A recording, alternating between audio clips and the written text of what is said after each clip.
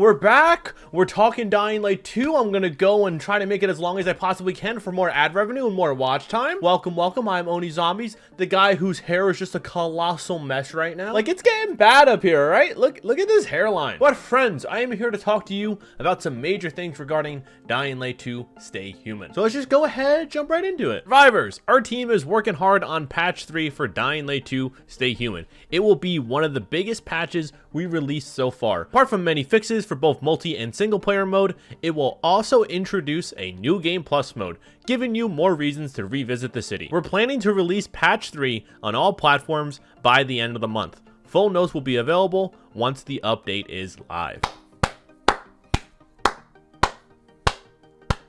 There it is, friends. New Game Plus. It's finally coming. It's finally making its way to Dying Light 2. I know they confirmed it last month, and now we actually have a little release window for it. This has been like the big thing that the community has been requesting since day one, so it's good to see that Techland is finally listening and we're getting it relatively soon. I just hope from now until this big update, people stick around. So I have to be honest with you, Dying Light 2 has kind of been in like a rocky state. A lot of people are deeming it as a disappointing game despite very positive reviews. I think one thing to look at is actually how many people are playing the game, and we can do that simply by looking at the Steam chart. So as of right now, granted it's really late into the night, there's 4,438 people playing, and if we go and compare that to the original Dying Light, 2,735 people are playing in that same time. For a sequel that came out in 2022, for a game to just be slightly above their original, it's kind of concerning. The thing is, in order to get people to really pay attention to something,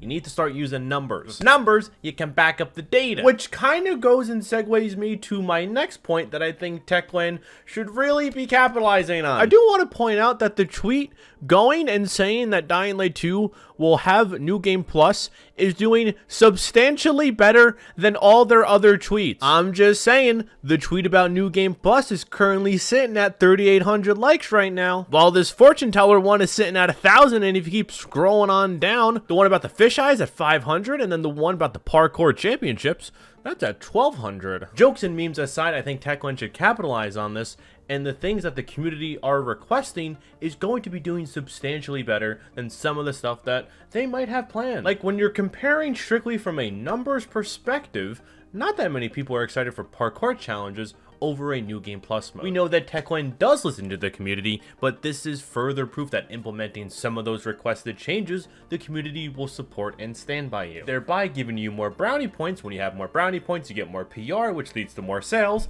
and bam, I just cracked the code to Marketing 101. Just throwing it out there, that's my 2 cents. Hopefully I didn't piss off anybody. Timon and Powell are gonna SWAT team into this room, but don't you worry, friends, we're leaving this room soon. Alright, enough chit chat, back to the news. April 2022 for Dying Light 2. What's in store? So, according to the roadmap, we still have the series of events Mutated Infected also starting in April. Looking back at the earlier DLC, so the faction-inspired DLCs and the set of challenges, those tended to happen in like the 2nd/3rd week of the month. So, going off of that timeline, if this Mutated Infected event is still on track for release in April, you can expect it either the week of the 10th or the week of the 17th. It should be noted that it does say series of events, so that could mean a couple things. Either this Mutated Infected event is the first one, a part of a trilogy of events. Looking back at the other DLCs with the challenges and the outfits, they kind of sprinkled it throughout the week. So one day you got some challenges, another day you got more, one day you got one outfit, another day you got more outfits. Maybe for this case, they mutate one infected, then they move on to another group, and then so on and so forth. That's me brainstorming, don't really know.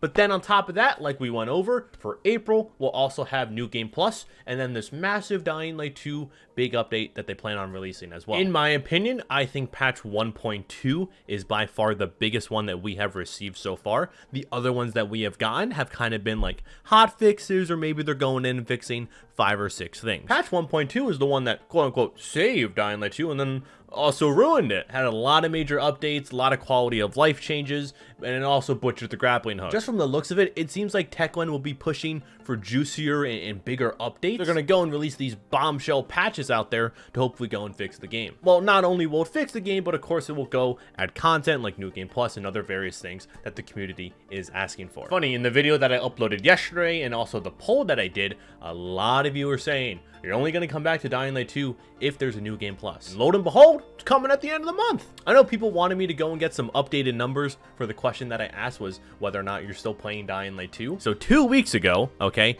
48% of you said yes, and 52% of you said no. This was around 41,000 people. And just yesterday, with 28,000 people voted in, of course, this number is substantially less, but we have 33% for yes and 67% for no.